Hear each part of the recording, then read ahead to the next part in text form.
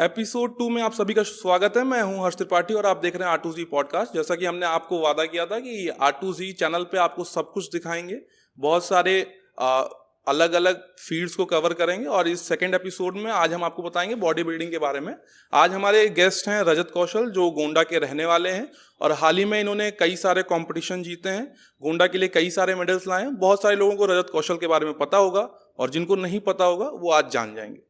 बहुत बहुत स्वागत है रजत जी आपका इस हमारे सेकंड एपिसोड के पॉडकास्ट में।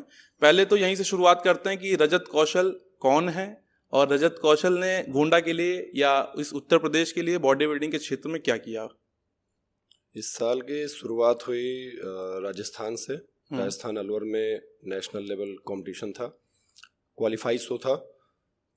उसमें 2 कैटेगरी खेले, क्लासिक फिजिक और बॉडी बिल्डिंग, दोनों में गोल्ड और ओवरऑल रहा अपना। दूसरा कंपटीशन था हैदराबाद नरेश सूर्या क्लासिक, वहाँ 4th प्लेस रहा, एक में टॉप 10 में सिलेक्शन हुआ। अभी अपना जो मेन कंपटीशन है अमेच्योर ओलंपिया है, जो 20, 21, 22 दिसंबर मुंबई में है। अभी उसकी तैयारी पे है। काफ़ी सारे मेडल्स आप लेकर आए हैं और आगे की भी आप तैयारी कर रहे हैं मेडल्स लाने के लिए। जी। शुरू करते हैं आपके थोड़ा पर्सनल लाइफ से कि कब से बॉडी बिल्डिंग आपने शुरू करी, क्या शुरू से बॉडी बिल्डिंग का एम रहा, कैसे शुरुआत हुई बॉडी बिल्डिंग की? शुरुआत ये फैमिली बैकग्राउंड अपना यही है, मतलब दादा हमारे जो थे वो पहलवान थे, तो बचपन से ही खुराक वही रहा और मोटिवेशन घर से ही मिलता रहा, एक डिसिप्लिन जो सिखाए दादा हमारे।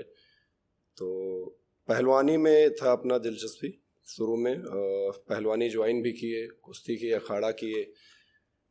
उसके बाद एनसीसी ज्वाइन किए, वहाँ फेलियर हाथ लगा, डिफेंस में सिलेक्शन नहीं हुआ। उसके बाद फिर आए अपने बॉडी बिल्डिंग लाइन में आए। कई सारे फेलियर्स के बाद तब बॉडी बिल्डिंग चूज बिना किया। फेलियर के सक्सेस नहीं मिलती।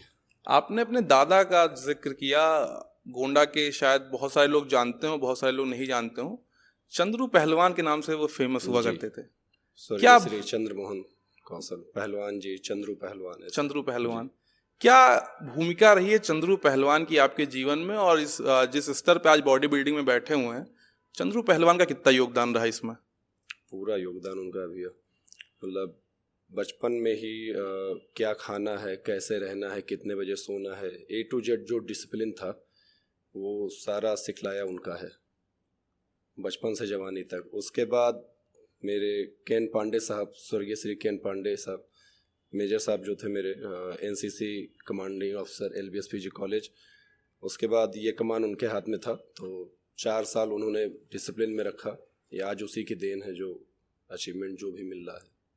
यानी कि एक कहावत है हिंदी में कि कोई फसल अगर तैयार होती तो उसके पीछे कई सारे लोगों का योगदान होता है। तो ये जो फसल आज हमारे सामने तैयार हुई है, जो बॉडी तैयार हुई है, इसके पीछे कई सारे लोगों का योगदान है। क्या किसके गाइडेंस में अभी आप बॉडी बिल्डिंग कर रहे हैं? अभी हमारे सिद्धांत सर हैं। अच्छा। IFBB प्रो हैं, मुंबई। अच्छा। मुंबई के रहने वाले। बहुत सारे यंगस्टर जो जिम में आते हैं, मैंने देखा है कि वो जिम में घुसते हैं, उन्होंने यूट्यूब से देख लिया, किसी को कॉपी कर लिया, बॉडी बिल्डिंग शुरू कर देते हैं, कोई गाइडेंस नहीं है।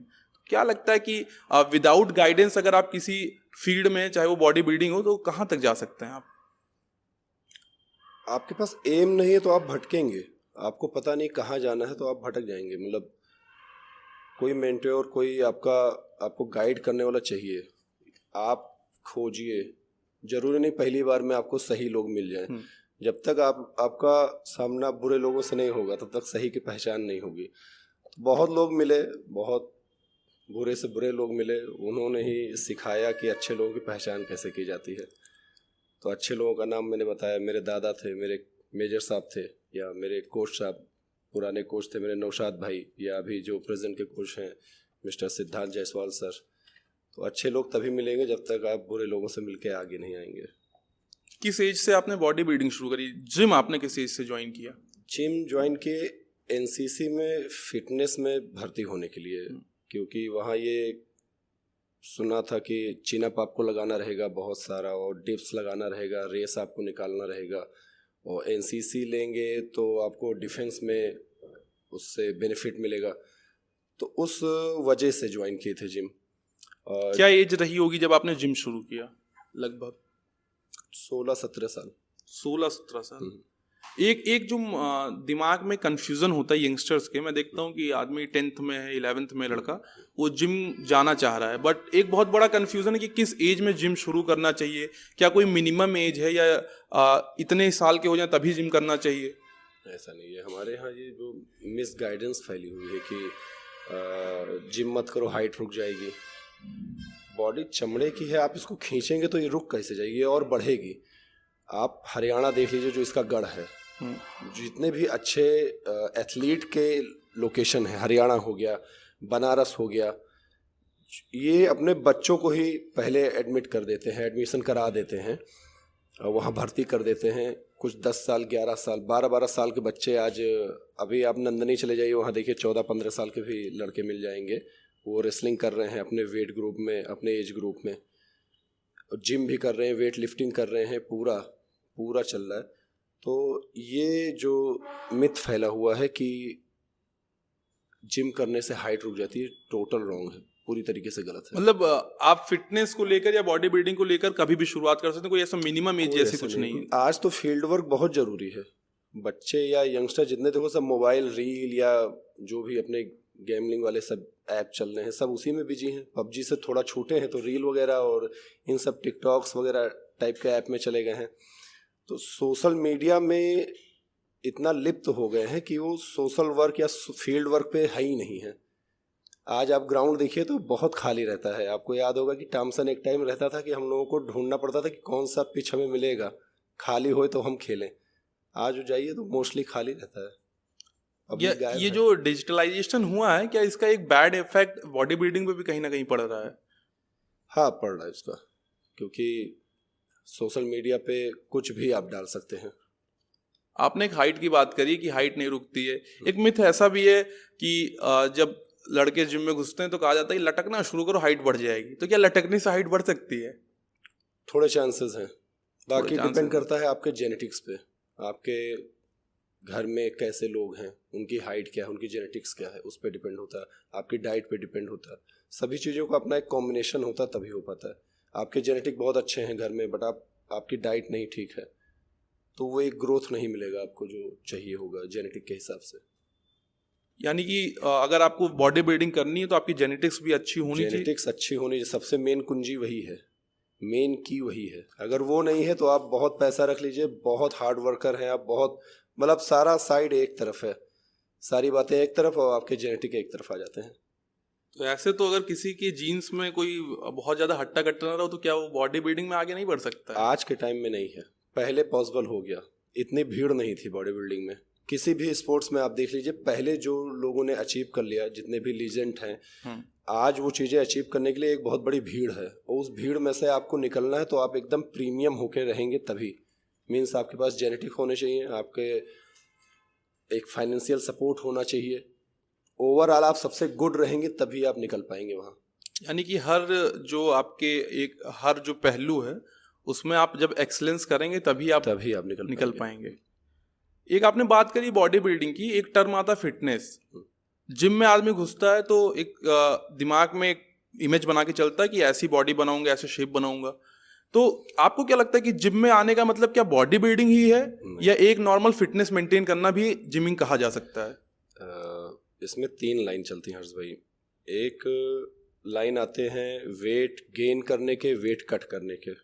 एक आते हैं मेंटेन करने वाले कि जो हम फिट हैं इसी को सालों साल हम मेंटेन रखेंगे। तीसरे आते हैं अपना जो कंपटीशन के प्रिपरेशन पे होते हैं, वो फिर कोई भी पावर लिफ्टिंग हो गया या बॉडी बिल्डिंग शो हो गया या कोई भी स्पोर्ट्स लाइन का हो गया। तो ये 3 लाइन होते हैं। अब आप दिमाग में सजा रखे हैं कि मुझे टाइगर श्रॉफ या ऋतिक रोशन जैसी बॉडी चाहिए, और खा रहे हैं आप जंक फूड। वो ऐड करते हैं उन्हीं के वीडियो बाहर आप देखेंगे फेसबुक, इंस्टाग्राम, यूट्यूब पे कि वो टच भी नहीं करते हैं जंक फूड्स या स्वीट्स वगैरह को, और इसको अवॉइड करते हैं, लेकिन ऐड करते हैं क्योंकि उनको लंबा पैकेज मिलता है उस चीज़ का।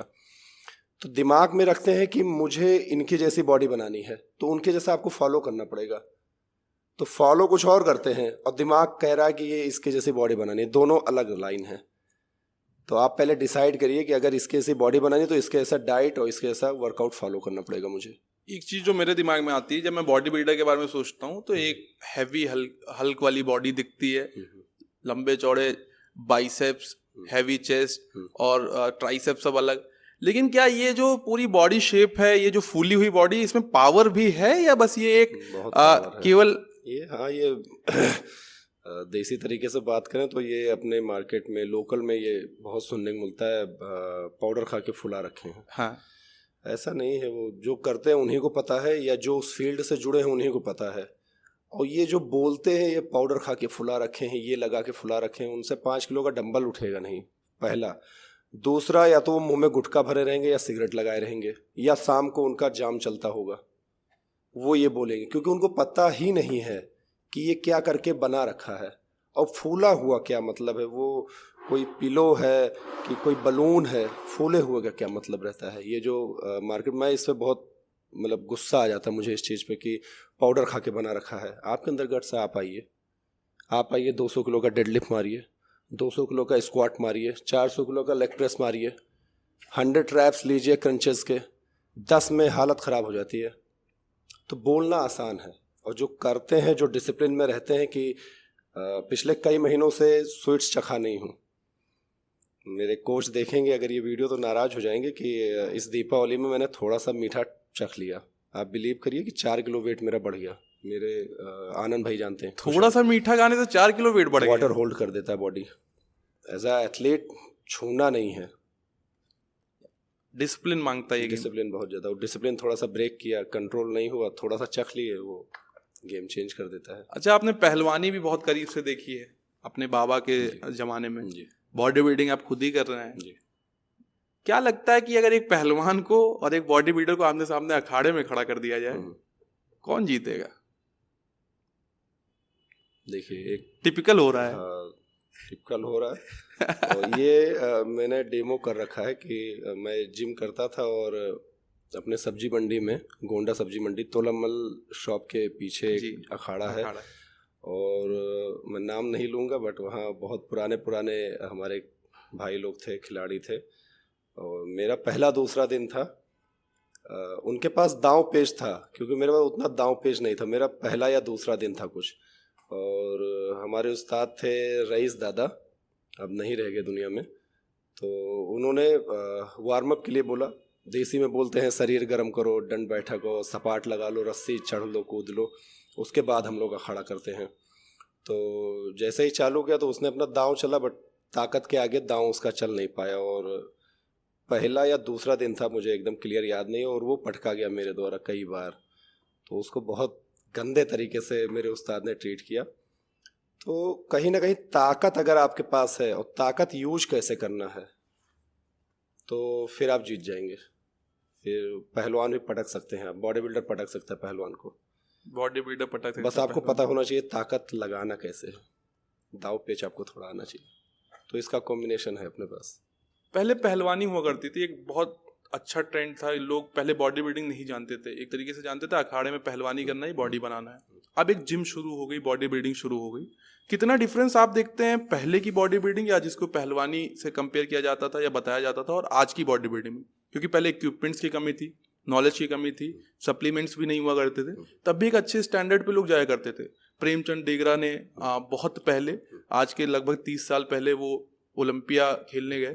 तो ऐसे में क्या लगता है कि आज बहुत सारे इक्विपमेंट्स हैं तब भी हम वहाँ नहीं पहुँच पा रहे हैं? उस समय कुछ भी नहीं था तब भी हम वहाँ पहुँच रहे थे। इसका जवाब मैंने अभी थोड़ी देर पहले ही दिया कि भीड़ बहुत हो गई है। तो आप एकदम प्रीमियम होके रहेंगे तभी आप अचीव कर पाएंगे। श्री प्रेमचंद डेगरा साहब, वो अपने टाइम में प्रीमियम थे। उनको जाना नहीं था बॉडी बिल्डिंग में, वो पहलवानी कर रहे थे। बादाम शरबत पी रहे हैं, फल फ्रूट खा रहे हैं, ड्राई फ्रूट खा रहे हैं, ब्रह्मचर्य से रह रहे हैं। मेन बात आ जाती है इस पे, आप बहुत खाओ, ब्रह्मचर्य से नहीं हो, सारा माटी है पूरा। तो उस टाइम भीड़ नहीं थी, कुछ गिने चुने एथलीट रहते थे। आज आप अपने एक छोटे से जिले गोंडा में देख लेंगे तो बहुत अच्छे एथलीट आ गए हैं। हम लोगों के टाइम पे जब जिम शुरू किए तो कोई एथलीट नहीं था, इक्का दुक्का लोग थे जो नाम से गिने हुए हैं। एहसान सर या अपने कुशाक भाई के टाइम के और एक दो लोग रहे होंगे, नाम मुझे नहीं याद है, बट मुझे एहसान सर का नाम याद है।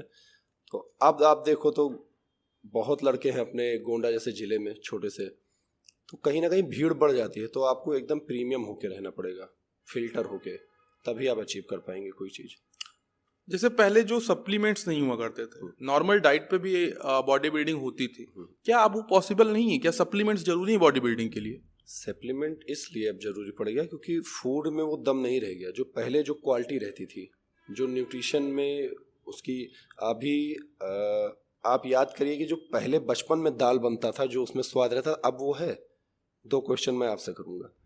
पहले जो गेहूं के आटे में स्वाद रहता था, वो अब है? आपको मिलता है? कहीं ना कहीं पेस्टिसाइड्स, इंसेक्टिसाइड्स यूज होने लगे हैं, तो उस वजह से इफेक्ट हो रहा है। खाद और ये सब ऑर्गेनिक, पहले ऑर्गेनिक मिलता था सारी चीजें, अब ऑर्गेनिक का अलग स्लैब हो गया है।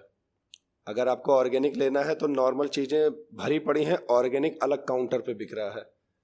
मतलब इसकी एक अलग ब्रांडिंग हो गई है कि ऑर्गेनिक खा रहे हैं भाई, वो उनको बहुत बड़ा माना जाता है।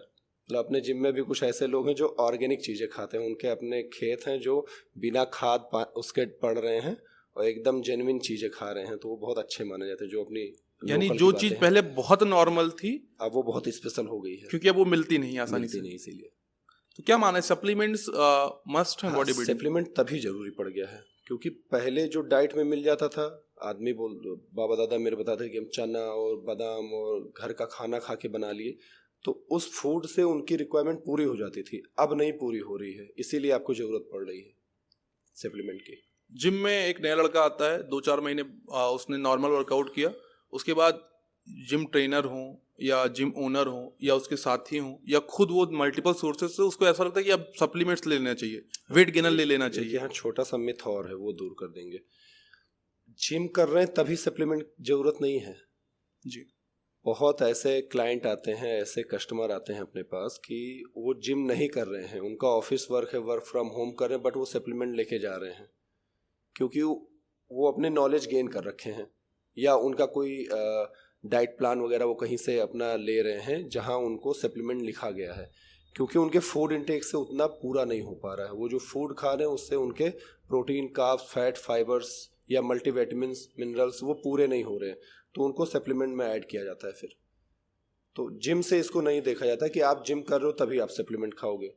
आप डॉक्टर के पास गए, आप प्रोटीन डिफिशिएंसी में हैं, आप प्रोटीन या होल न्यूट्रिशन आप कंप्लीट नहीं कर पा रहे हैं अपने डाइट से, डेली जो आप अपने घर से ले रहे हैं फूड इंटेक, तो आपको डॉक्टर भी सप्लीमेंट लिखते हैं, उनके अपने अलग ब्रांड्स होते हैं, मल्टीविटामिन्स लिखते हैं, तो सप्लीमेंट वो भी बोला जाता है, बस वो है, वो मेडिकल स्टोर पे मिल जाते हैं, और जिम सेक्टर्स का पूरा वो सप्लीमेंट शॉप पे मिलता है, ये अंतर है। यानी कि आप ये मान रहे हैं कि अगर बॉडी का जो न्यूट्रिशन रिक्वायरमेंट है वो नहीं पूरा हो रहा है तो विदाउट जिम भी हम सप्लीमेंट्स ले सकते हैं? उसका कोई ऐसा चाहिए ही चाहिए, मस्ट है। एक सबसे बड़ा डर जो सप्लीमेंट को लेके बना रहता है, पायरेसी बहुत आ गई है आज के जमाने में। मैं देख रहा हूँ कि आपको वही प्रोटीन 500 में मिलेगा और वही प्रोटीन 5000 में मिलेगा। कैसे डिफरेंशिएट करें, कितना नुकसानदेह होता है, कैसे जो ऑथेंटिक प्रोडक्ट है वो कहाँ मिलेगा, कैसे उसको वेरीफाई करें? सारा कुछ अपने आप कितना जागरूक हैं चीज़ों को लेके। आप ऑनलाइन आए, मैं पहले भी बोल चुका हूँ, ऑनलाइन आए, एक सप्लीमेंट आपको 5000 का मिल रहा, वही कोई बेच रहा 3000 का। आप 5000 वाले पे जाएंगे, रिव्यू देखेंगे, जेन्युइन रिव्यू मिलेंगे। मैं नहीं कह रहा शॉप पे आओ लो या कहीं शॉप पर जाओ लो, आप ऑनलाइन ही परचेस कर रहे हैं तो आप अपनी होशियारी दिखाइए वहाँ पे। आप 3000 वाले पे जाएंगे, ऑर्डर कर लेंगे, मंगा लेंगे, खाएंगे, वो नकली निकलेगा। उसके साइड इफेक्ट भी आ सकते हैं, रेयर साइड इफेक्ट भी आ सकते हैं, क्योंकि आप फेक प्रोडक्ट खा रहे हो। क्यों? क्योंकि आपने सस्ता मंगाया है, 60% डिस्काउंट देके, 50% डिस्काउंट देके, जो एक डिस्ट्रीब्यूटर को भी नहीं मिलता है। तो जब आप एकदम सस्ते, एकदम चीप रेट में जाओगे तो आपको कॉपी मिलेगा, फेक मिलेगा, मेडिसिन मिक्स मटेरियल मिल सकता है जो आपको बहुत ज़्यादा नुकसान पहुंचा सकता है। तो आप रिव्यू पढ़िए, या कहीं शॉप पे भी जा रहे हैं तो जेन्युइन प्रोडक्ट है कि नहीं वहाँ भी चेक करिए। तो आप कितने जागरूक हैं ये उस पर डिपेंड करता है, या आपका ट्रेनर या आपका कोच क्या दे रहा है वो जेन्युइन है कि नहीं है, ये चेक करना बनता है। मैं एक हमारे शॉप पे आते हैं तो लड़कों को इस तर्क पे समझाता हूँ कि अगर आप एक 5 रुपए का पार्ले जी ले रहे हैं और अगर वो कहीं कटा है चूहे के द्वारा या टूटा हुआ है, हाथ में आपने लिया, तो आप उसको रिसीव नहीं करेंगे, मुझे दूसरा पीस दो। नॉर्मल सा डैमेज प्रोडक्ट है, पैकेजिंग तो नहीं लेंगे। 5 रुपए लगा रहे हैं तो आप इतने जागरूक हैं, और वहाँ 2-4 हजार, 5000, 10,000 लगा रहे हैं, उसको डेली बेसिस पे आपको इंटेक करना है, आप वहाँ दिमाग नहीं लगा रहे, तो इस बात पे आ जाती है।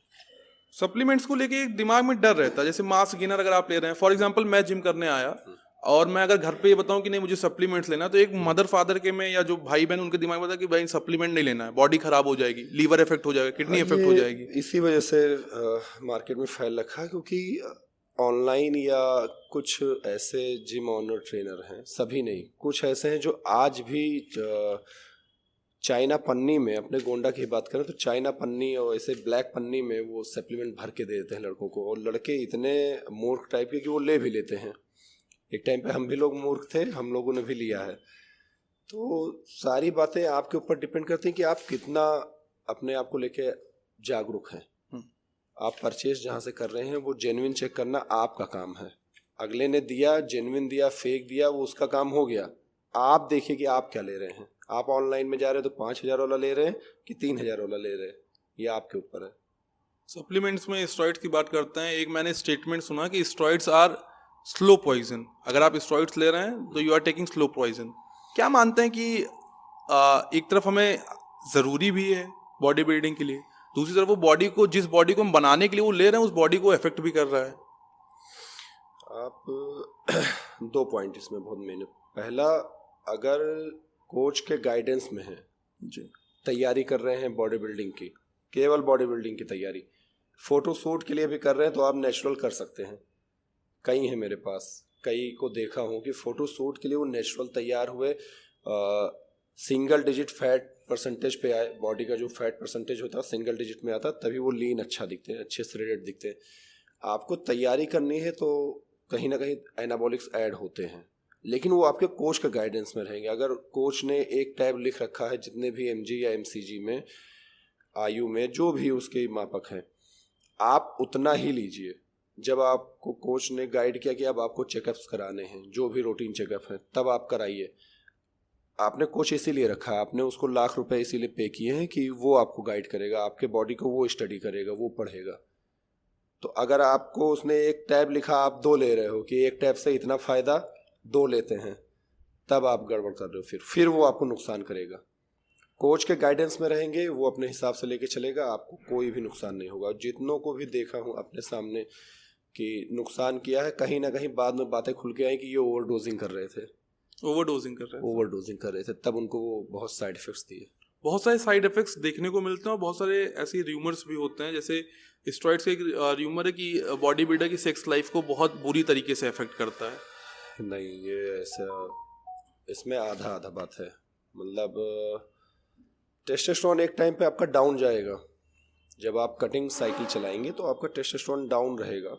इतना नहीं, बहुत बुरी तरीके से हो जाता है। आप किसी भी बॉडी बिल्डर्स का गूगल करिए, इंस्टाग्राम पे देखिए, उनकी फैमिली अच्छी चल रही है। कटिंग का क्या मतलब है, पहले ये हम जान लेते मीन्स आप लीन हो रहे हैं, आपका वेट ड्रॉप होगा, वाटर फैट आउट होगा बॉडी से, लीन मसल मास रहेगा, श्रेडेड आप रहेंगे जी।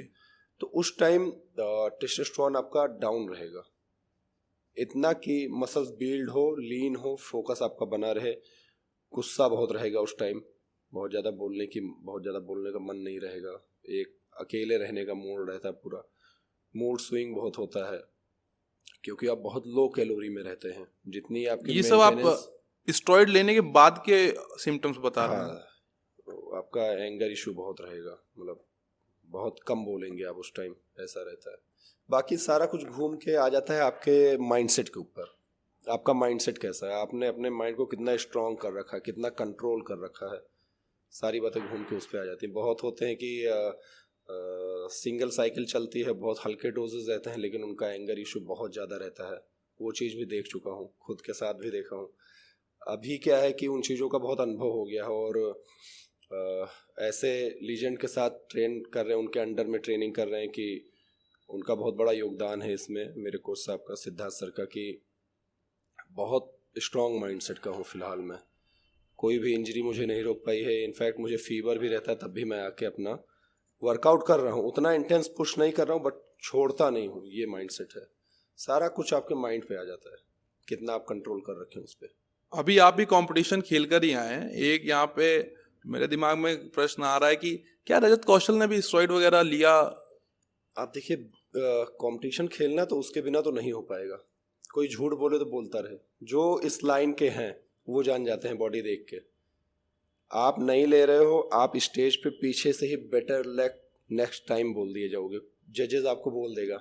आप कितनों यहाँ लोहा घिस के जाओ, कितनों अच्छी डाइट खा के जाओ, आप वो कंडीशन नहीं ला पाओगे जो एनाबॉलिक उसमें सपोर्ट करता है। बट फिर बात आ जाती है अपने कोच के गाइडेंस में। उसने बताया है 10 कदम चलना है तो 10 चलना है, ना 9 ना 11, 10 कदम इतना रहे। स्टेरॉइड्स लेना पड़े या सप्लीमेंट्स लेना पड़े, एक बॉडी बिल्डिंग में इस समय जो देखने को मिल रहा है कि बहुत सारे बॉडी बिल्डर्स का जिम में ही हार्ट अटैक आता है, या उनका एक जब फेज खत्म हो जाता है तो उनकी नेचुरल डेथ ना होकर हार्ट अटैक से डेथ होती है, कार्डियक अरेस्ट हो जाता है।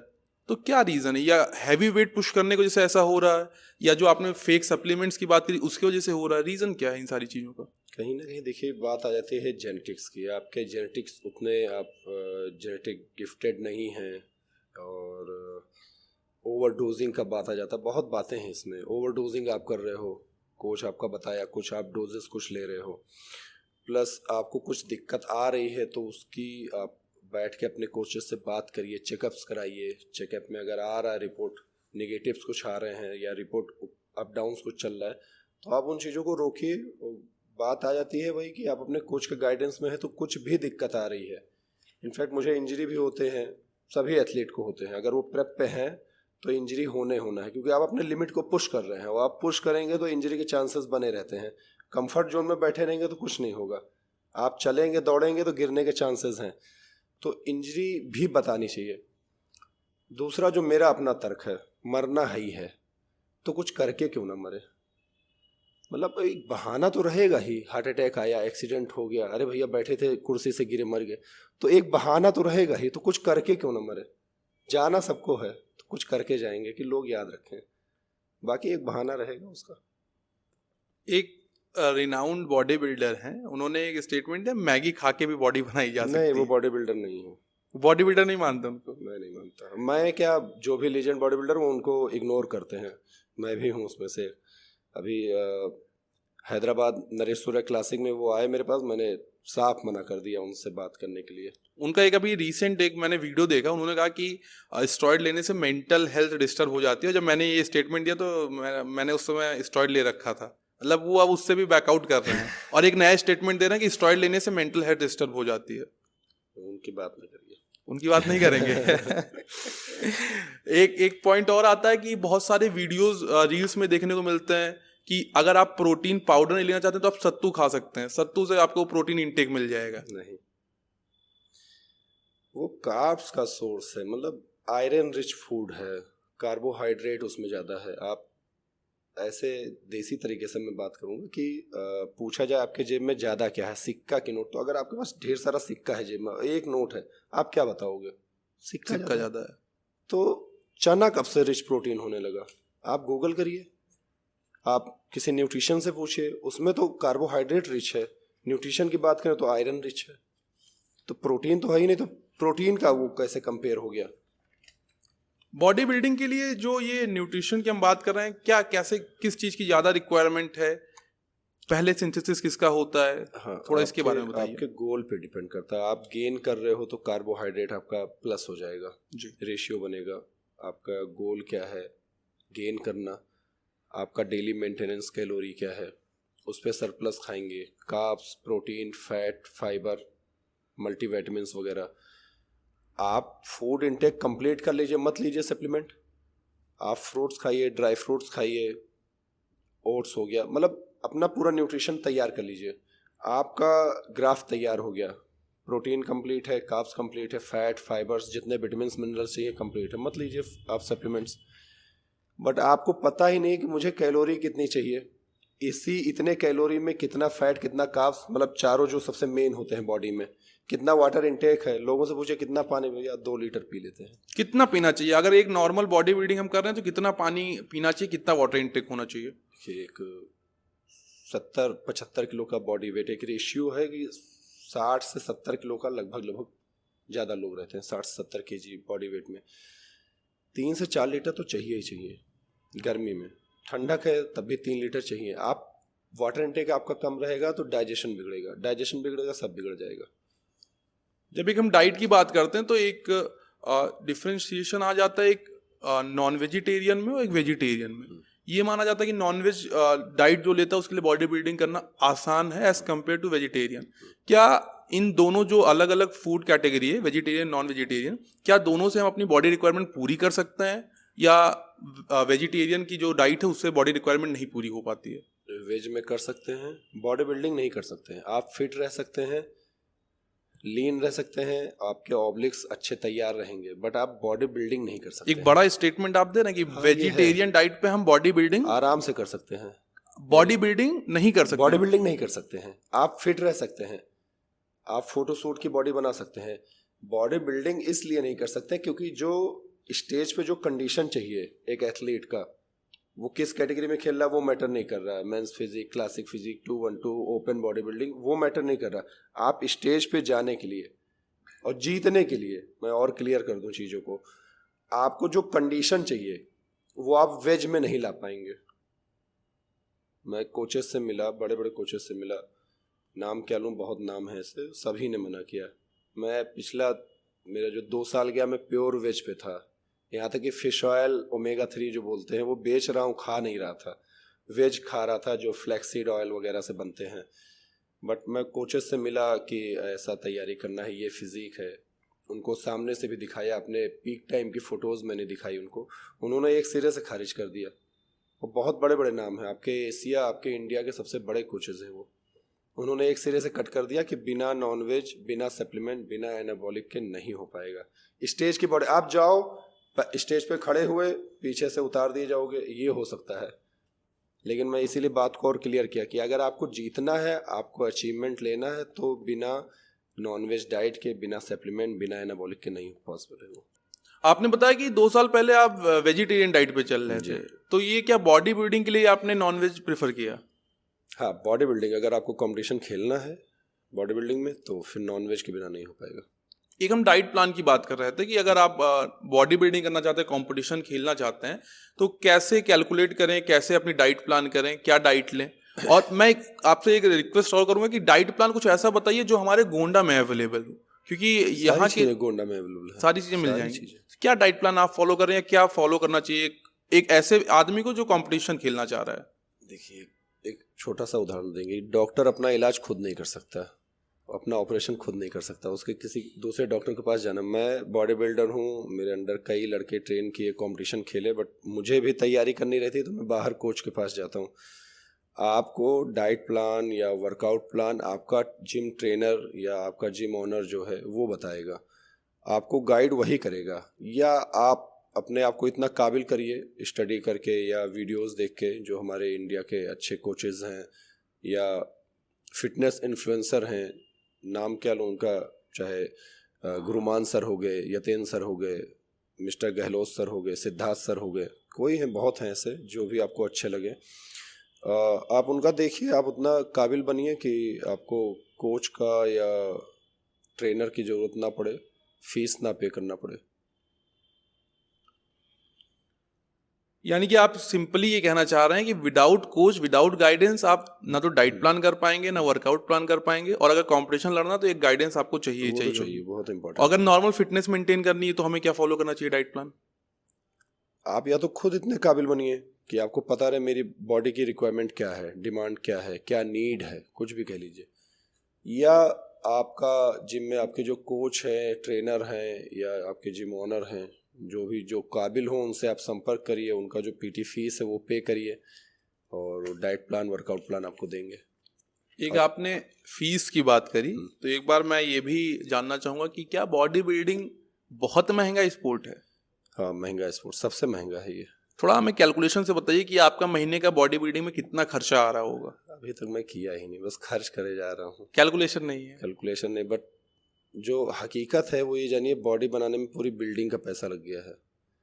पूरी बिल्डिंग एक एथलीट ये समझेगा और दूसरा कोई समझ ही नहीं पाएगा, क्योंकि वही खर्च कर रखा है। मेहनत और डेडिकेशन इन सबको किनारे करते हुए अगर केवल फाइनेंशियल बात करें तो एक बिल्डिंग बनाने भर का पैसा उसको खर्च करना पड़ जाता है एक अच्छी बॉडी बिल्ड करने के लिए। बड़ी बात आप कह रहे हैं। मैंने बहुत सारे लोगों को देखा कि फाइनेंशियल स्टेबिलिटी उतनी ज़्यादा नहीं है, वो जिम का भी फीस किसी तरह मैनेज कर रहे हैं, बट वो जिम में घुसे पड़े हैं। तो ऐसे लोगों के लिए क्या ज़रूरी है कि वो बॉडी बिल्डिंग करें ही, ये कैसे करें? अगर फाइनेंशियली मजबूत नहीं है तो क्या कोई और ऑप्शन है, कैसे करें? मेरे कोच ने इसीलिए मुझे गाइड किया कि जब आप तैयारी पे आओगे तो कहीं ना कहीं बिजनेस से थोड़ा आपको हटना पड़ेगा, तो एक ब्रांच और डालो। मैंने एक ब्रांच और डाला, वहाँ से एक इनकम और जनरेट हुआ, फिर मैं इस बड़े कंपटीशन के लिए तैयारी पे लग पाया। इससे पहले भी मैं जिक्र करना चाहूँगा प्रियांशु मिश्रा जी का, मेरे छोटे भाई हैं और एडवोकेट हैं। तो जब शुरुआत किए थे बॉडी बिल्डिंग की तो फाइनेंशली घर से उतना सपोर्ट नहीं मिल रहा था। जो मिल रहा था ऐसे तैयारी करने का, एक प्रेप ज्वाइन करने का, वो फाइनेंशली सपोर्ट नहीं मिल रहा था। तो उसने ये आइडिया दिया कि आप पॉलिटिशियन के पास जाके स्पॉन्सरशिप ना लीजिए, ऐसे कोई आपको स्पॉन्सरशिप देगा नहीं। हम लोग बहुत दौड़े। एक मित्र था मेरा पिंटू कुमार, वो भी बॉडी बिल्डर बनना चाह रहा था बट फाइनेंशली वो टूट गया इसी वजह से। और हम लोग बहुत दौड़े, ये वाला संघर्ष शायद ही कोई जानता हो। दौड़े का मतलब क्या? मतलब दौड़े मतलब उस टाइम के सांसद, विधायक, मंत्री के गेट बहुत गए कि आप हमें सपोर्ट करिए और हम ऐसा एथलीट बनना चाहते हैं, और कोई एक हाथ नहीं लगाया। कुछ नाम लेना चाहेंगे किन किन के नाम पास? नहीं लेना, कंट्रोवर्सी हो जाएगी। अभी मैंने आपका एक फोटो देखा, आप जब जीत कर आए हैं तो कैसरगंज के सांसद करण भूषण के साथ आपकी एक फोटो है जी। और पूर्व सांसद बृजभूषण शरण सिंह के साथ हैं। जी। तो जीतने के बाद वो दरवाजे बहुत सारे खुल जाते हैं आपके लिए। क्या आप अपने एंड से मिलने गए थे या आपको बुलाया गया था, क्या सीन था? देखिए, जो नॉर्मली सभी लोग जानते हैं कि संघर्ष में आप अकेले रहेंगे, जीत के बाद दुनिया आपके साथ है। तो जब अमेचर ओलंपिया और मिस्टर रीजन लखनऊ का सबसे बड़ा कंपटीशन है, पिछले 17-18 साल से हो रहा है, और आपके पूरे मंडल, कई मंडल में ऐसे इवेंट नहीं होते हैं जो मोंटी भैया कराते हैं, मोंटी सिंह। तो उस कंपटीशन में एक बार मैं खेला तो अपने तैयारी पे गया था, अपने नॉलेज पे तैयार होके गया था। सिल्वर मेडल लगा था। अपने नौशाद भाई के अंडर ट्रेनिंग किया 1 साल, और दूसरे साल ही ओवरऑल चैम्पियन रहा वहाँ का। तब मुझे बुलाया गया था, चांद भाई के साथ गए थे, चांद क्रिकेटर भैया। और इस बार किसने राजस्थान बुलाया था? हुआ रहता है, चलो नेताजी बुलाए हैं तो नेताजी उनका बुलाए हैं। सपोर्ट रहता है। मतलब अच्छा, 2-3 साल से उनके सानिध्य में हैं, आशीर्वाद मिलता है उनका। गए आप तो कैसा उनसे के साथ क्या कन्वर्सेशन रही, कैसे उन्होंने ग्रेट किया कुछ? जैसे मैं एक बात, बहुत पहले जब मैं बहुत छोटा हुआ करता था तो जेनेटिक्स मेरी भी अच्छी है, तो बॉडी सही थी। तो वो मुझसे मिलते हैं तो कहते हैं बहुत सही, एक्सरसाइज किया करो, अच्छी बॉडी है। तो उनका एक नजरिया पहलवानों को लेकर मैंने देखा कि थोड़ा सा वो बॉडी देखते हैं तो अट्रैक्ट होते हैं, उनको ऐसा लगता है कि ये बंदा कुछ कर सकता है। मेरा अभी का जो एक बात मुझे प्रेरित करती है कि मैं अमेचर ओलंपिया में जीत के आऊँ और मुझे फिर जाने का मौका मिले। तो एक पॉइंट मेरे लिए ये भी मोटिवेट करता रहता मुझे कि खाली हाथ नहीं जाना है, मेडल और ट्रॉफी लेके जाना है। तो कभी स्पॉन्सरशिप के लिए, ऐसे कुछ मदद के लिए आपने बृजभूषण शरण सिंह का या सांसद कैसरगंज का दरवाजा नहीं खटखटाया? नहीं, उस टाइम नहीं। उस टाइम आप नहीं गए? नहीं, उस टाइम नहीं गए। जीतने के बाद गए।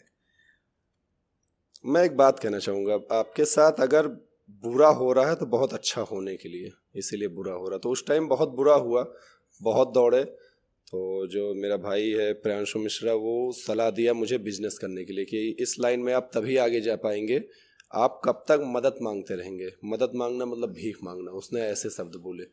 और आप बिजनेस शुरू करिए, और बिजनेस से जो अर्निंग होगी आपकी, वो आप अपने तैयारी में लगाइएगा। बहुत छोटे से स्टार्ट किए, ये माइंड सेट लेके कि जो मेरे फ्रेंड सर्किल में है वही खाएंगे, उससे जो एक प्रॉफिट निकलेगा वो मैं अपने तैयारी में लगाऊंगा। बट ऊपर वाले का आशीर्वाद था, काम अच्छा खासा चलता गया, बढ़ता गया। घर से भी क्या कुछ पैसे वैसे मिलते थे शुरू में बॉडी बिल्डिंग के लिए?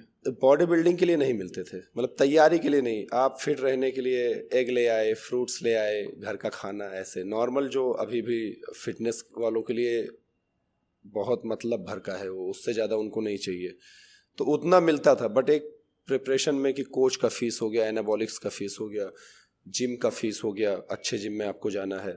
नॉर्मल फिट रहने के लिए पहले नॉर्मल जो जिम है अपने गोंडा में, वहाँ करते थे। फिर तैयारी करने के लिए यहाँ हंक में आना पड़ा। यहाँ एक अलग माहौल रहता है, अलग इक्विपमेंट्स हैं, तो खर्चे बढ़ जाते हैं। अगर आप प्रिपरेशन कर रहे हैं तो खर्चे कई गुने बढ़ जाएंगे आपके। जब हम गोंडा की बात करते हैं तो, क्योंकि मैंने भी एक बचपन से गोंडा को देखा है, तो मुझे ऐसा लगता है कि स्पोर्ट्स में कहीं ना कहीं गोंडा अभी बहुत पीछे चल रहा है। बहुत पीछे। हमारे पास ना तो इक्विपमेंट्स हैं, ना वैसी सर्विसेज हैं, ना उतने चांसेस हैं। जैसे आप ही ने बताया अपना कि हम और मेरा मित्र दोनों स्पॉन्सरशिप के लिए भटक रहे थे और एट लास्ट उनको छोड़ना ही पड़ा, आपने किसी तरह मैनेज किया।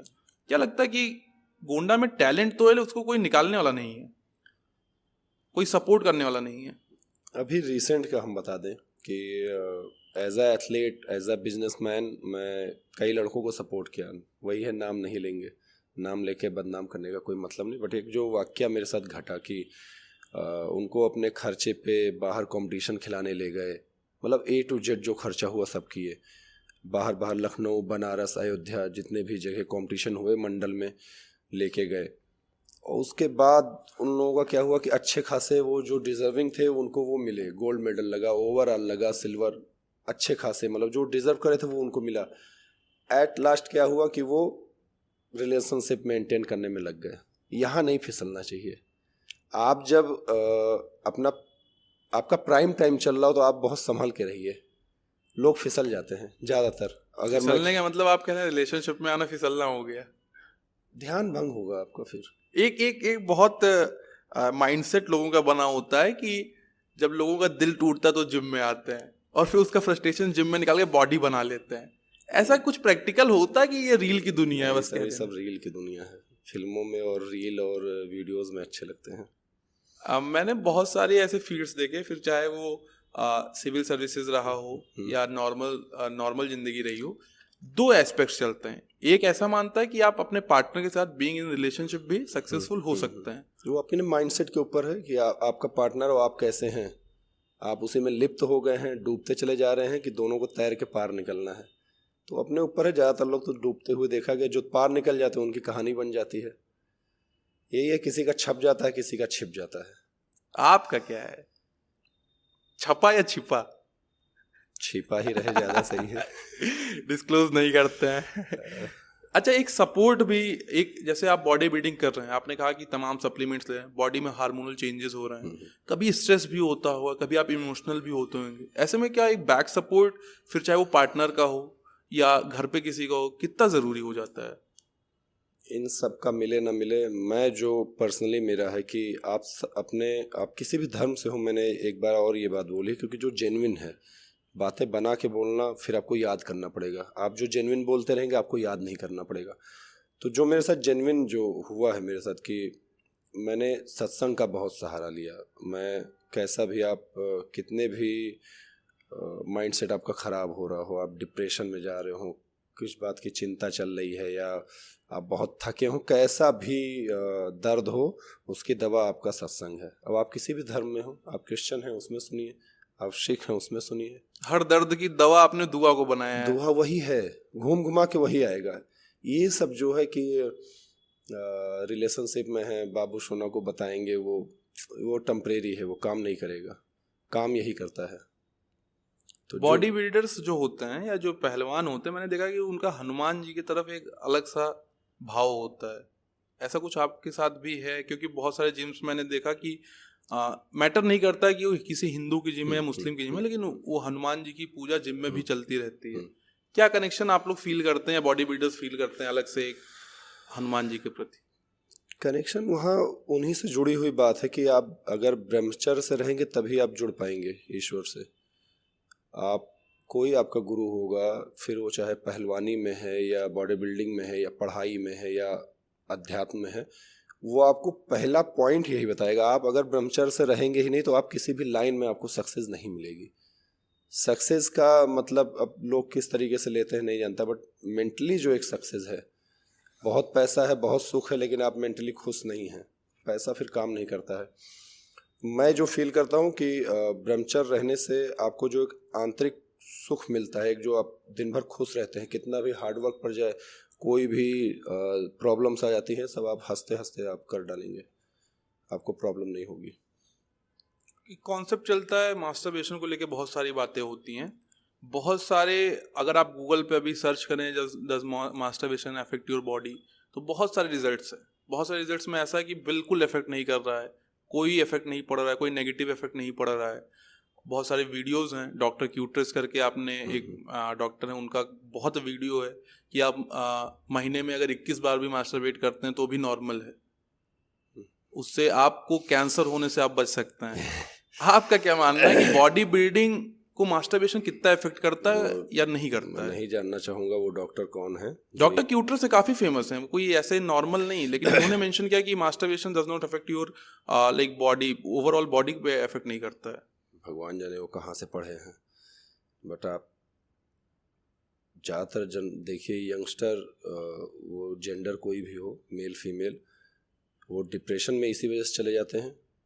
तो जो सुनेंगे, जो कर रहे हैं वो अंदर अंदर, क्योंकि ये बहुत ऐसी बात है ना, बहुत एम्बेरस फील करते हैं, बहुत शर्म लगता है लोगों को। हम ओपनली इस पे टॉक नहीं कर सकते हैं, ऐसी चीजें हैं, हम बात नहीं कर सकते हैं। अब यही तो एक बात है कि मेरे जो बाबा थे, मेरे दादा, वो भी इस पे बात करते थे। जो मेरे गुरु हैं प्रेमानंद जी महाराज, वो भी इस पे बहुत खुल के बोलते हैं।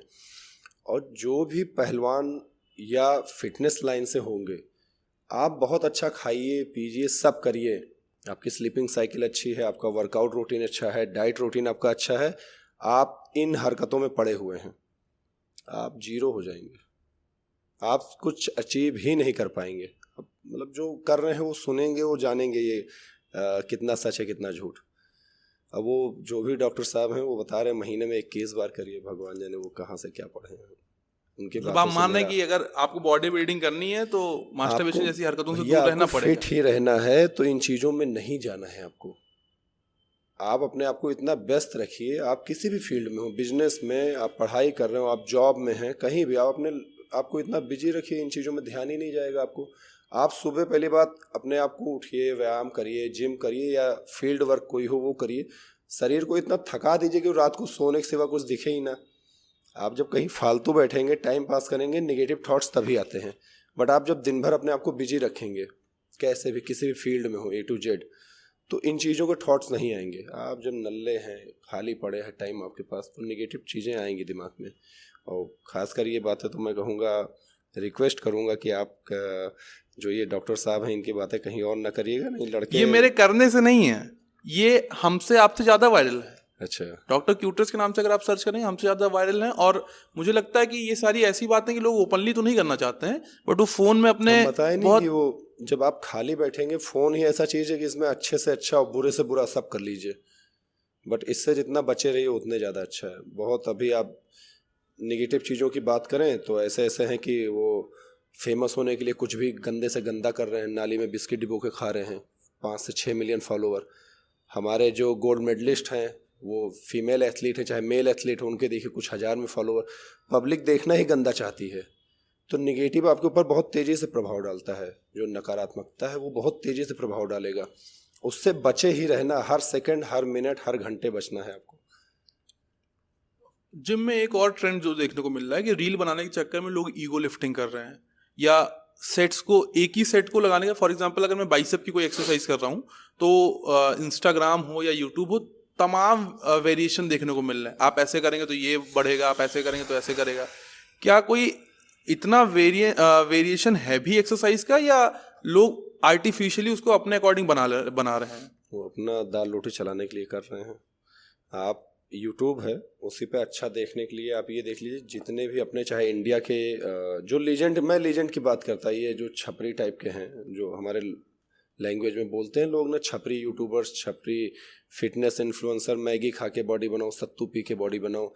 वो सिगरेट भी पी रहे हैं। वो जिम में, अभी याद आ गया मुझे, वोडका पीते हुए वीडियो बनाए हैं कि जिम के बाद मैं वोडका लेता हूँ, मैं मैगी खाता हूँ, मैं केक खाता हूँ, ये सब। तो वो बाद में उनका एक स्टेटमेंट ये भी था कि मैं ये फेमस होने के लिए किया, और फेमस होके वो एक महंगी गाड़ी भी ले आए बहुत अच्छी सी। आप देखिएगा रील, लड़के ही बताए मुझे जो शॉप पे और जिम पे मिलते हैं। तो आप, पॉइंट ये था हमारा कि बहुत सारे वेरिएशन होते हैं, उस पर ना काम करके जो बेसिक है, जो बेस है मेन, लीजेंड्स को देखेंगे आप, वही वर्कआउट वो महीनों महीने फॉलो कर रहे हैं।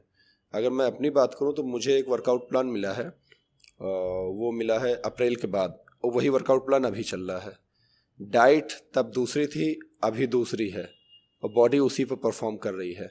आप एक ही जगह रगड़ करेंगे तभी उसका निशान पड़ेगा, ठीक है। एक ही जगह आप मेहनत करेंगे या एक ही सेट आप लंबे टाइम से लगाते चले हैं, उसका एक अलग इफेक्ट पड़ेगा। आप हर 4 वीक पे, 8 वीक पे वर्कआउट प्लान बदल रहे हो, डाइट प्लान बदल रहे हो, वो इफेक्ट नहीं डालता है। जो अभी तक मैं अपने लाइफ में देखा हूँ, महसूस किया हूँ, या अपने क्लाइंट्स या बाकी एथलीट के ऊपर देखा हूँ, वो बता रहा। एक स्टेटमेंट इंग्लिश का है कि abs are made in kitchen, but Correct बहुत है। सारे बिगनर्स जो जिम में घुसते हैं उनको ऐसा लगता है कि जिम में जाएंगे, डंबल उठाएंगे, मशीन लगाएंगे, बॉडी बन जाएगी।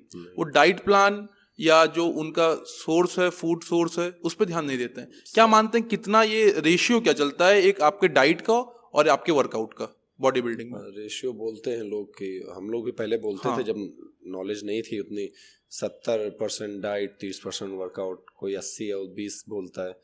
आप 100% जिम में हैं, 100% यहाँ अपना दीजिए। मन कर रहा है, नहीं कर रहा है, आप दुखी हैं, सुखी हैं, उससे मतलब ही नहीं, आपको करना है। आप आए, 100% वर्कआउट करिए, किचन में गए, वहाँ जो आपको डाइट खाना है, जो आपको मील खाना है, 100% वहाँ काम करिए अपना। ठीक है, तो ये 100-100 का रेशियो है, ये 70-30, 80-20 का नहीं है। आप मतलब जिस भी फील्ड में है, फिर चाहे आप वर्कआउट कर रहे हो 100% और डाइट पे हो तो भी 100%। लेकिन मैं ये बस डिफरेंस में जानना चाह रहा था, जैसे मैं 100% वर्कआउट तो कर रहा हूँ, डाइट मुझे किस हिसाब से लेनी चाहिए? डाइट लाइक 100% डाइट का मतलब क्या हुआ? क्या लेना है, क्या खाना है, कैसे करना है? ये बात यहीं पे क्लियर हो जाएगी भैया कि पर्सन टू पर्सन अलग हो जाता है। आपको अलग डाइट प्लान चलेगा, आपका कोई छोटा भाई या बड़ा भाई, उनको अलग डाइट प्लान चलेगा, उनके बॉडी टाइप, उनके गोल के अकॉर्डिंग। ना कि आपको भी वही डाइट प्लान दे देंगे, उनको भी वही डाइट प्लान फॉरवर्ड कर देंगे, फिर आपके 4 दोस्त को भी वही डाइट प्लान फॉरवर्ड कर देंगे। नहीं, आपके गोल के अकॉर्डिंग, आपके जो, अगर आप तैयारी वगैरह कर रहे हैं या नहीं कर रहे हैं, आपको रूटीन चेकअप होते हैं, उसके रिपोर्ट के अकॉर्डिंग डाइट प्लान बनते हैं। तो एक ही डाइट प्लान सबको नहीं दे सकते हैं, पर्सन टू पर्सन अलग अलग बनेगा पूरा। बहुत सारे लोग जिम में आते हैं अपना फैट लूज करने के लिए, फैट लॉस करने के लिए, और उन्होंने वर्कआउट किया, वेइंग मशीन पे वेट करते हैं डेली, उनका वेट गिरता जाता है, उनको लगता है कि फैट लॉस हो रहा है। नहीं, क्या सच्चाई इसमें? आप अगर आपका न्यूट्रिशन कंप्लीट नहीं है आपके गोल के अकॉर्डिंग, तो आप फैट और वाटर बाद में ड्रॉप करोगे, आपका मसल मास पहले जाएगा। अगर आप प्रोटीन इंटेक आपका ठीक नहीं है, आप जंक फूड भी खा रहे हो, स्नैक्स खा रहे हो, अच्छे स्वीट्स वगैरह खा रहे हो, और आपका वेट ड्रॉप हो रहा है, आप स्केल मशीन पे देख रहे हैं कि वेट गिर रहा है मेरा, ड्रॉप हो रहा है, तो आप पक्का मानिए आपका मसल मास जा रहा है, जो बहुत कीमती है, बहुत मेहनत से, बहुत खर्चे करने के बाद मिलते हैं। यानी यहाँ पे हम फैट लॉस नहीं कर रहे हैं, मसल लॉस कर रहे हैं। मसल जाएगा। अगर आपका डाइट सही नहीं है, वेट आपका गिर रहा है, तो आपका मसल जा रहा है, फैट और वाटर रुका रहेगा। क्योंकि बॉडी की नीड सबसे, प्रोटीन क्यों इतना चर्चा में रहता है, क्योंकि सबसे मेन है वो बॉडी में। कोविड टाइम में भी देखिए डॉक्टर्स भी बोल रहे थे प्रोटीन खाइए ज़्यादा, कार्बोहाइड्रेट वाली चीज़ें ना खाइए, क्योंकि ऑक्सीजन की कमी रहती थी बॉडी में कोविड टाइम में, इसी वजह से। कैसे कैसे डिफरेंशिएट करें कि मेरा फैट लॉस हो रहा है या मसल लॉस हो रहा है? ये कैसे कैलकुलेट हो गया? बात वही आ जाएगी कि आपको अपना डाइट प्लान सही रखना पड़ेगा। अब आप या तो खुद से सही रखिए, या अपने कोच या अपने ट्रेनर के अकॉर्डिंग चलिए। जिम में घुसने के बाद बहुत सारे बहुत अलग अलग तरीके के लोग दिखते हैं। मैंने पर्सनली देखा कि आप जिम में आएंगे तो एक ग्रुप ऐसा दिखने को मिलता है कि वो पैकेट 2 रुपए की नेस्कैफे की कॉफी की पैकेट लेके घुसते हैं, घुसते उसको पानी के साथ डिसॉल्व किया, मुंह में डाल के पानी पिया, कैफीन का इंटेक करते हैं और बोलते हैं कि वर्कआउट बहुत अच्छा हो रहा है।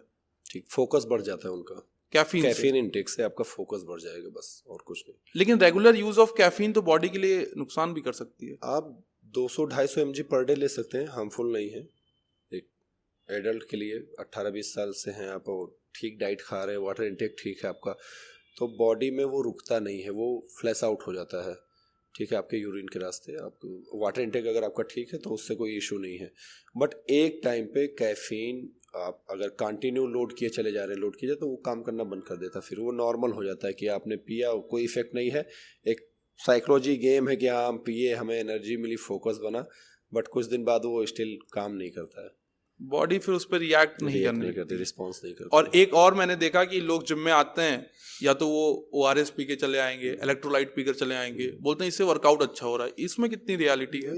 मानसिकता उसी पे सेट है कि नीचे केला खा लिए, ऊपर आए जिम कर लिए, उसको डाइजेस्ट होने का टाइम नहीं दिया, उनको लगता है कि गले से नीचे गया वो अपना काम कर दिया। आप कोई फूड खा रहे हो या कोई ड्रिंक भी पी रहे हो तो उसका एक अपना डाइजेशन टाइमिंग है। ड्रिंक का तो नहीं कहेंगे कि आपने पिया थोड़ी देर में वो काम कर गया, बट फूड आपको डाइजेस्ट होने में टाइम लेगा। तो बहुत मोस्टली देखते हैं, कभी भी शुरू में भी देखे कि जिम के बाहर खड़े होकर केला खा लिए 2-3-4, जो भी अंदर आए वेट ट्रेनिंग करने लगे, उनका साइकोलॉजी ये है, दिमाग ये कह रहा है कि आप खाए एनर्जी आ गया, ऐसा है नहीं। आपको फूड इंटेक लेना है, फ्यूल जिसको बोलते हैं कार्बोहाइड्रेट, मिनिमम 1 घंटे पहले आप खाइए कि वो डाइजेस्ट हो जाए और रियल में आपको एनर्जी दे।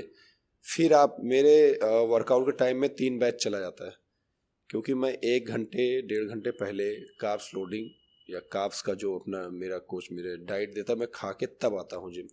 यानी कि प्री वर्कआउट जो आप कह रहे हैं वो वर्कआउट से 1 घंटे पहले कम से कम इनटेक होना चाहिए। कम से कम। ऐसा ही होता है कि लोग वर्कआउट करते समय प्रोटीन पिया करते हैं, या जो उनको प्रोटीन लेना है आफ्टर वर्कआउट, पोस्ट वर्कआउट, या फिर वो जिम से निकलते नहीं कि उन्होंने शेकर लिया, प्रोटीन डाला, शेक किया, शुरू हो हाँ, गए। ये पॉइंट सही है कि वर्कआउट फिनिश हुआ, बॉडी कूल डाउन किए, 10-15 मिनट 20 मिनट बाद आपने प्रोटीन इंटेक ले लिया, ये सही है, ये आपके गोल पे है तो ये चलेगा। बट ये नहीं ड्यूरिंग वर्कआउट आप प्रोटीन पी रहे हो, ड्यूरिंग वर्कआउट आप कुछ खा रहे हो, वो सही नहीं, वो लैक ऑफ नॉलेज है आपका। कोई ऐसी टाइमिंग है कि हम वर्कआउट खत्म करने के इतने देर बाद ही पोस्ट वर्कआउट मील लेनी चाहिए, या आपका मसल्स और बोन्स ही आपके वर्कआउट के टाइम पे नहीं इंगेज है, उसमें आपके ऑर्गन्स भी प्रेशर में रहते हैं, वो भी वर्क कर रहे हैं। वर्कआउट हो गया, आप 15-20 मिनट बाद प्रोटीन इंटेक ले सकते हैं, जो कोचेस वगैरह सब बता रखे हैं कि आधे घंटे 20 मिनट के अंदर आप प्रोटीन इंटेक कर सकते हैं। बॉडी डिटॉक्सिफिकेशन क्या है? ये माना जाता है कि लेमन जूस पीने से या ऐसा कुछ पीने से बॉडी डिटॉक्स होती है।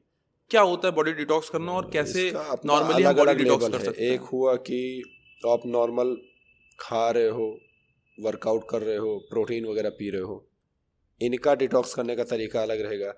एक हुआ आप अल्कोहल, सिगरेट, बहुत स्पाइसी फूड, मैदे वाले खाने ये सब खा रहे हो, उनका डिटॉक्स लेवल अलग रहेगा।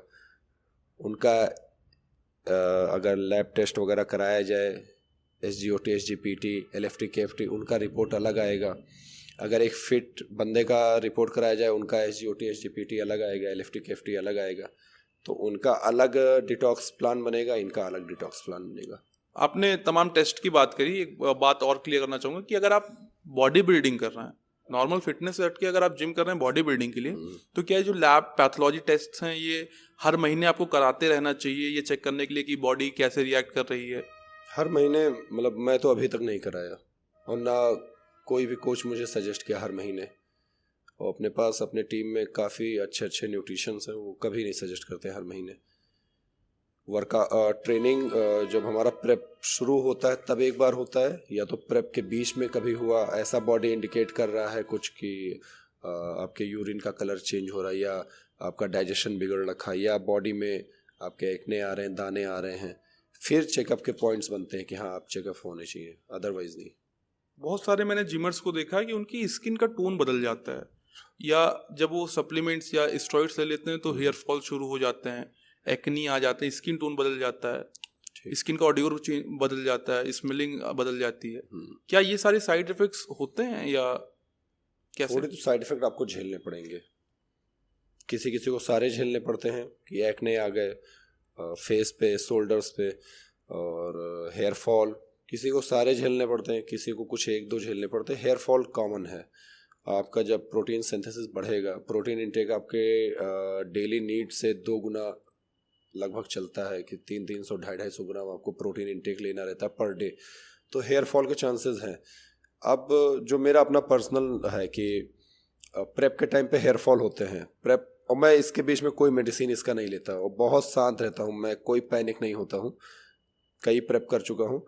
और प्रेप के बाद मैं जैसे अपने रेगुलर फूड पे आता हूँ, अपने गेनिंग फेज में आता हूँ, मेरे बाल एकदम सही हो जाते हैं। अब इसी बीच में मैं अगर पैनिक हो जाऊँ, दवा करने लगूँ जो नॉर्मली लोग करते हैं, फिर आप उस दवा का साइड इफेक्ट झेलोगे। आप प्रेप पे हो, मैं प्रेप वालों की बात कर रहा, बॉडी बिल्ड फिट रहने वालों की नहीं। अगर ऐसा हो रहा है तो आप अपना फूड इंटेक सही करिए, अंदर से काम करेगा, स्किन आपकी अच्छी दिखेगी अंदर से, पानी पीजिए, फल खाइए, ड्राई फ्रूट ऐड करिए, ठीक है।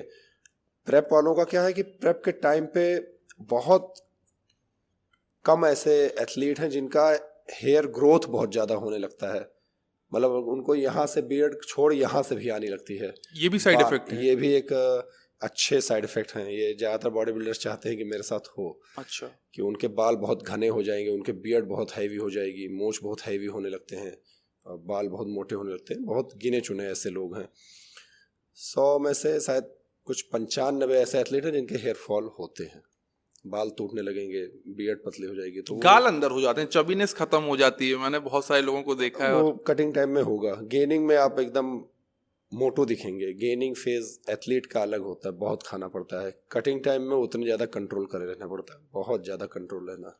एक वर्कआउट जब आप शुरू करते हैं नॉर्मल फिटनेस के लिए, तो माइंड में एक चीज आ जाती है, फैट नहीं, कुछ फैट इंटेक जीरो कर देना है, फैट नहीं लेना है। नहीं, ऐसा नहीं है। तो आप फैट आपको लेना, बट कहाँ से लेना ये देखना है। आपको तली भुनी चीज़ें नहीं खानी, आपको गुड फैट लेना, तो आप अपने ड्राई फ्रूट्स लीजिए।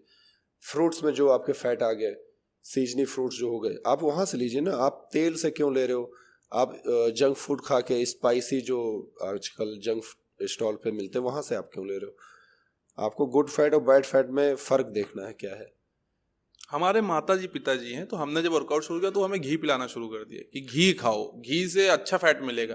तो क्या घी गुड फैट में काउंट होता है? हाँ, गुड फैट में। या घी का कितना इंटेक लेना चाहिए? क्योंकि मैंने बहुत सारे जो इन्फ्लुएंसर्स हैं उनको भी देखा कि वो घी को बहुत लाइक प्रमोट करते हैं कि आप 1 किलो घी खत्म कर दो एक हफ्ते में। नहीं, वो इस तरीके से बोल रहे तो गलत है, साफ एकदम गलत है। आपका डेली इंटेक कितना लिखा है या कितना आपको लेना आपको मालूम है तो ठीक, नहीं 1 किलो नहीं 2 किलो पी लो, आपका डाइजेशन खराब हो जाएगा और भी बहुत सारे इशू आ सकते हैं। तो डेली बेसिस पे 20 ग्राम 30 ग्राम इनफ है फिट रहने के लिए। हम लोगों के प्रेप के टाइम पे नहीं लिखते हैं, कटिंग टाइम में नहीं रहेगा। बहुत है तो नॉन स्टिक स्प्रे हो गया या ऑलिव ऑयल हो गया, बस। एक कॉन्सेप्ट हर बॉडी बिल्डर के लाइक लाइफ में होता है, चीट मील। चीट मील क्या होता है और चीट मील कहा क्यों जाता है उसको, और कैसे आप लोग चीट मील कितने दिनों में लेते हैं? हफ्ते में एक बार लेते हैं, महीने में एक बार लेते हैं, कैसे करते हैं?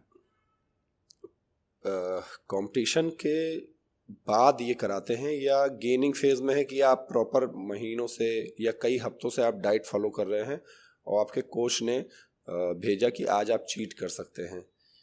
मोस्टली बड़े पार्ट्स की ट्रेनिंग के बाद वो चीट लिखते हैं। चीट मील रहता है, चीट डे नहीं। बहुत लोग कंफ्यूज रहते हैं इस चीज में कि चीट मील है कि चीट डे है, तो वो पूरा दिन चीट करते रहते हैं, मतलब जो मन हुआ वही खा रहे हैं। बट एक मील आप चीट कर सकते हैं कि जो आपका फेवरेट है या आपके कोच ने आपको गाइड किया है कि हाँ ऐसा ऐसा चीज़ें खानी है आपको। क्वांटिटी आपके ऊपर है, आप कितना खा सकते हैं। तो वो मोस्टली गेनिंग टाइम में होता है। कटिंग टाइम में तब रहेगा जब आप स्टेज से उतरेंगे, तो आपको एक पार्टी मिलती है चीट मील करने का। अगर उसके बाद आपका कंपटीशन नहीं है तो बहुत कंट्रोल में खाना रहता है, वरना SGPT SGOT आपका लीवर टॉक्सिस तुरंत बढ़ सकता है, क्योंकि आप कंटिन्यू बहुत लंबे टाइम से जीरो कार्ब्स पे हो, जीरो फैट लगभग है, और अचानक से आप बहुत ज़्यादा खाएंगे तो नुकसान करेगा। तो एक चीट मील लेते हैं स्टेज से उतरने के बाद। चीट मील में क्या खाना चाहिए नॉर्मली? चीट मील लाइक किस मील के साथ करनी चाहिए, क्या खाना चाहिए जिससे बॉडी इफेक्ट भी ना हो और हमारी चीट मील भी कंप्लीट हो अपने पाए? फेवरेट फूड के ऊपर है। आप बर्गर खा लिए, पिज़्ज़ा खा लिए, या बिरयानी हो गया, कोल्ड ड्रिंक हो गया, आइसक्रीम हो गए, कोई स्वीट्स हो गया, ऐसा डिपेंड करता है आपको पसंद क्या है, आपका फेवरेट फूड क्या है।